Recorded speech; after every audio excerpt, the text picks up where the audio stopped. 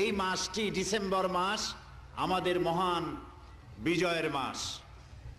শুরুতেই দোয়া করে নেই এই বাংলাদেশের স্বাধীনতার জন্যে 9 মাস যুদ্ধ করে যেসব বীর মুক্তিযোদ্ধা শাহাদাত বরণ করেছেন, আল্লাহ রাব্বুল আলামিন তাদেরকে সকলকে মাফ করে দিন। আমিন। আল্লাহ তাদেরকে জান্নাত নসিব করুন। আমিন। এবং যেসব মুক্তিযোদ্ধারা বেঁচে আছেন, আল্লাহ তাদেরকে ঈমান এবং সম্মানের সাথে দুনিয়ায় জীবন গুজরান করার তৌফিক দান করুন। আমিন।